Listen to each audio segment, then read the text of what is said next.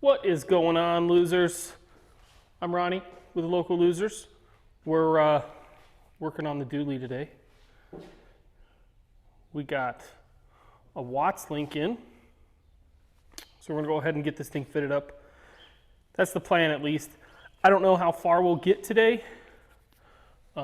It's a Tuesday, my wife's at work, and I'm watching the kids. So, yeah, that's what we're doing today.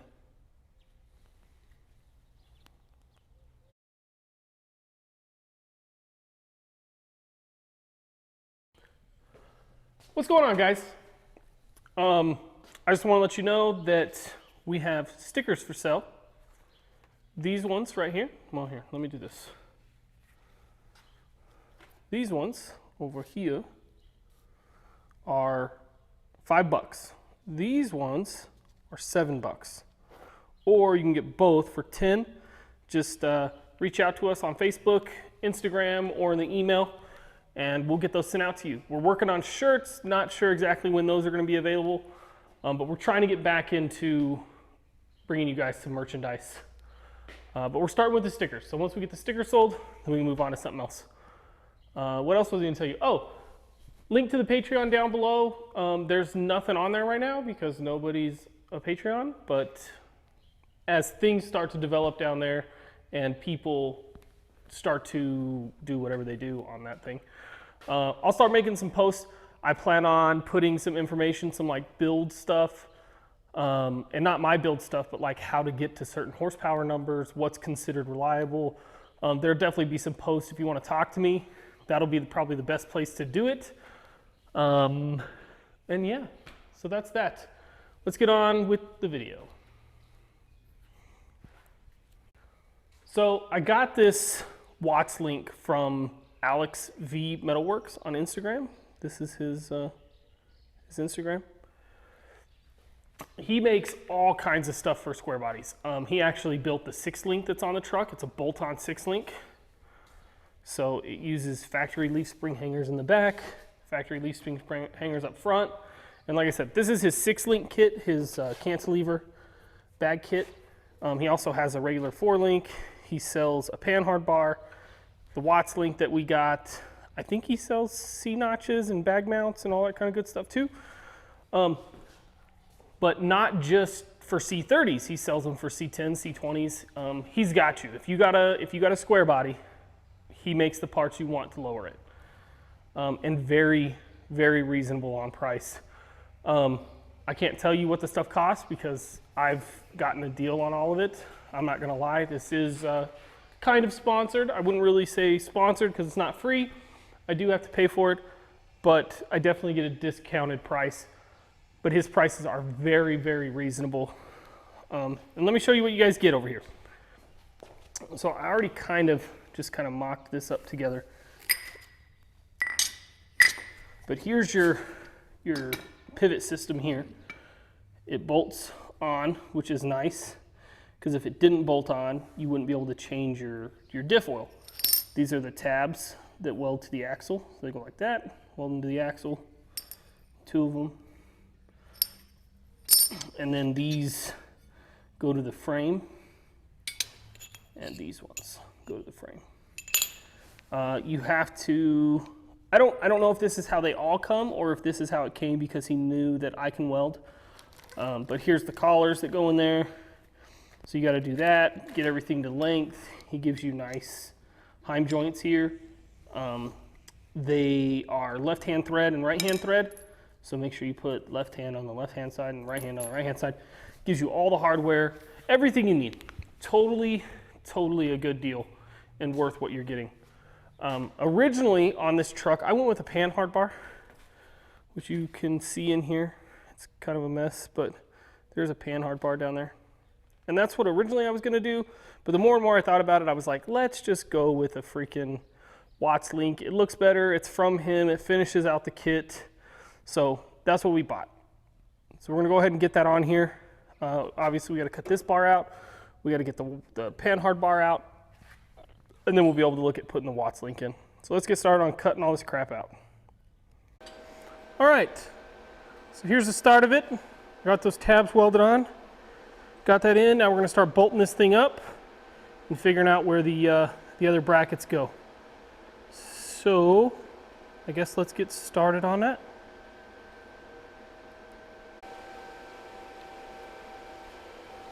All right, hopefully you guys can see what's going on here. I can't see the camera. Hold on. Do something. There, now I can see. So we got to put this through here. It's quite the tight fit.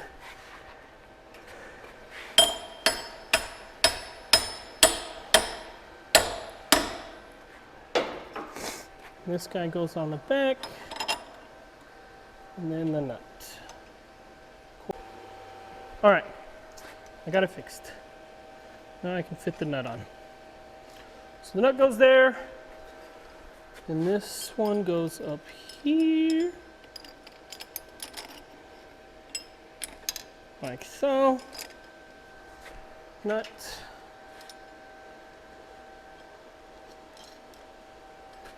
And then the bottom one.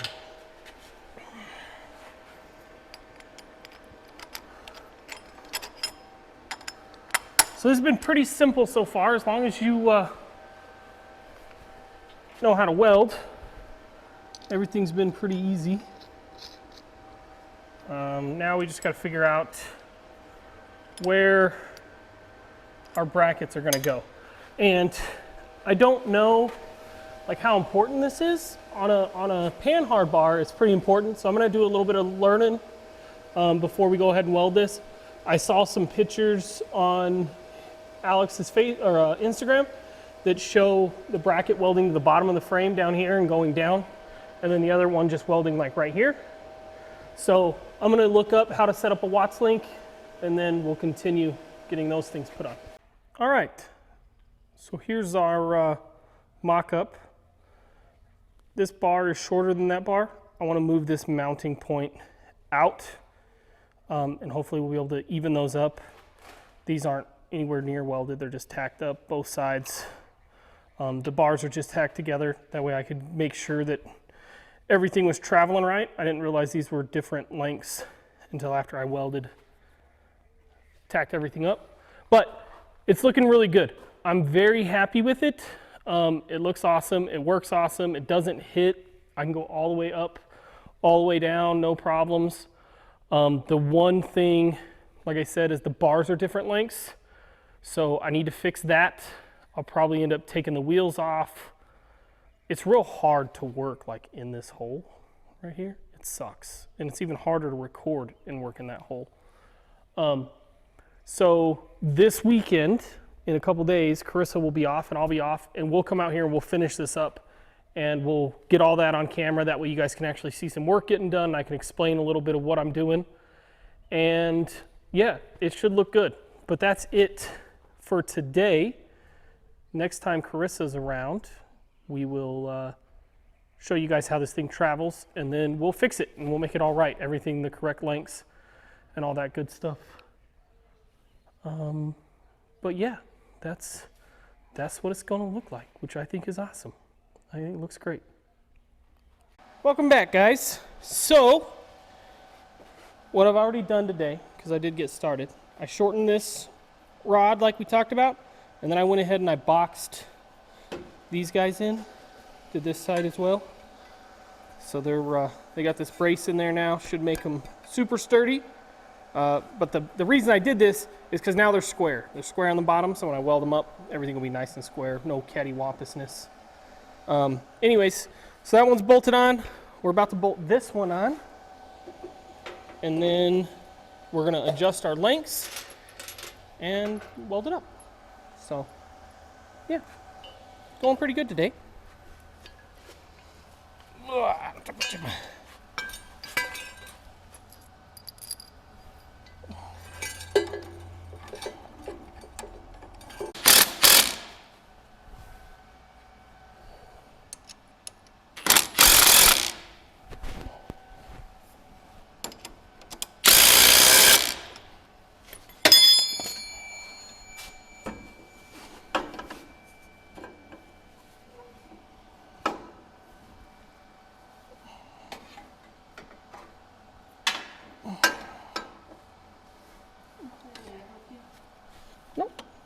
You're good.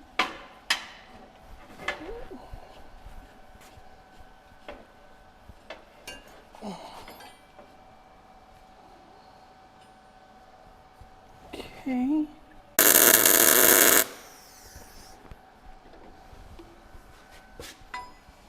What's up, baby?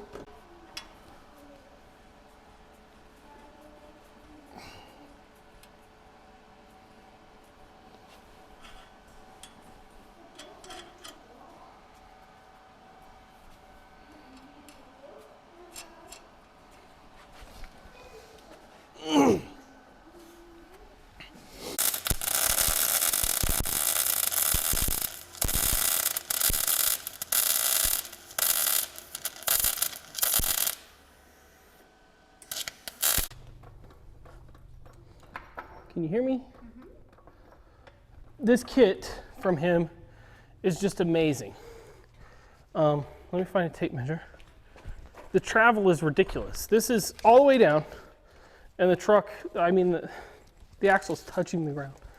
The bags can't pick the truck up this much. But if we measure this, it's like 14 inches of travel.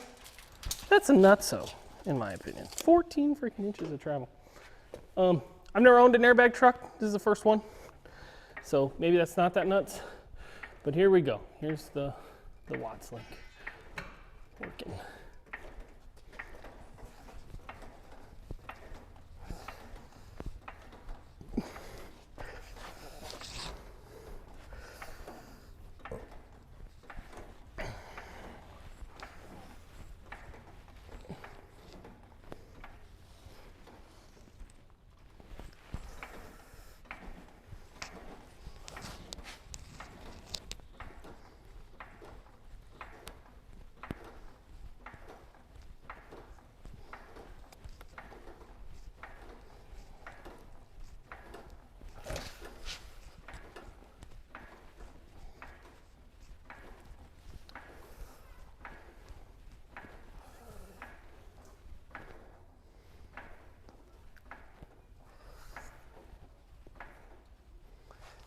Well, it's touching.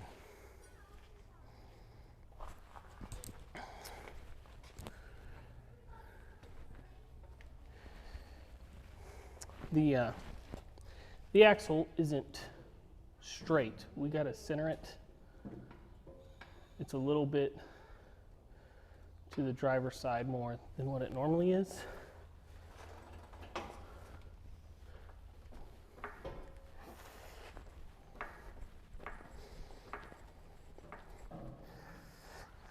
But anyways, yeah, it looks pretty good.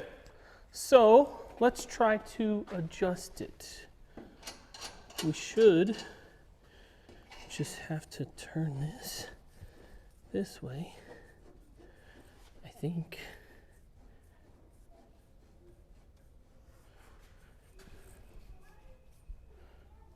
Excuse me.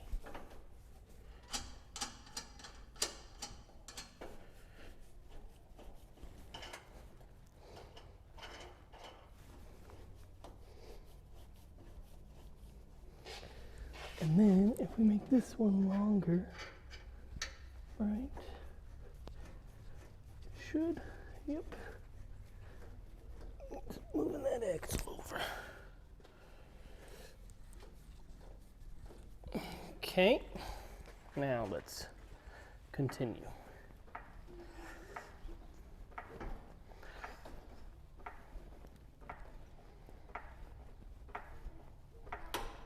So that's it. That's all the way up. It's touching right here on the bar. There's a little bit of space under here. I can get my finger.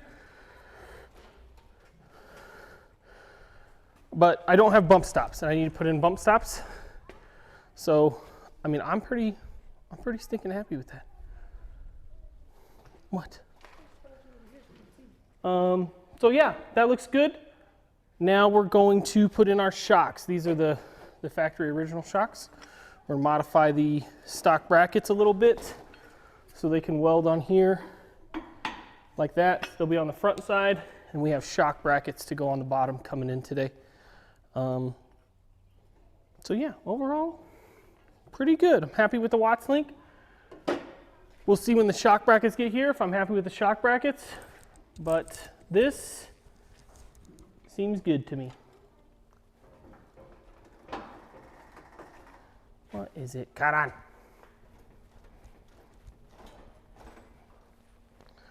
So we're way crooked again. Oh, stop.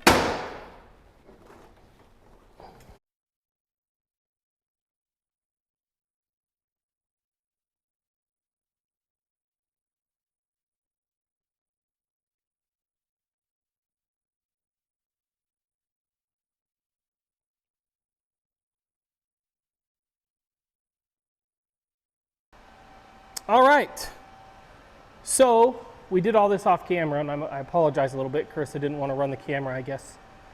But we're finished. I say we're finished in air quotes because we still have a lot to do. We have a little bit of cleanup, trimming up some mounts that we made, painting some stuff.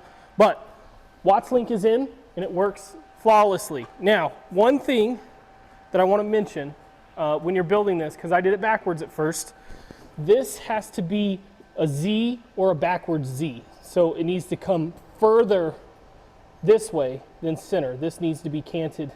And if it goes this way, your axle won't travel straight up and down. It was pulling to one side or the other. We ended up extending these. Luckily, both of these are opposite thread. And so we can just turn our bar here and change the length of our bars. We did that, got this to be a backwards Z. Works flawlessly, no issues at all. Keeps the axle perfectly centered, and yeah, it's great. So the next thing we did was we put the shocks on. So they're right here. These are the factory shocks. These are the mounts from the axle, so currently the shock's upside down. And then we bought these off Amazon. I'll link them down in the description below. They were only 30 bucks for these brackets, and it came with both sides. They're nice and thick. They're super sturdy, it seems. Huh? No big deal. Yeah, so that's what we got. Completely adjustable. I mounted them as long as we could, and then we brought them up. The reason we did that is so we can adjust our ride height of the truck based on where we put the shock, because you want to be about center of the shock, which is where we are right now. We're pretty centered on it. And that gives us 7 inches of up travel from aired out. So that's exactly what I wanted. It leaves us 1 inch of gap here, which is what I wanted, because we're going to be running a little bit smaller tire than this when we're all said and done. They're going to be 1 inch shorter, so that'll end up putting it up to the frame. Everything should be perfect, exactly how I want it.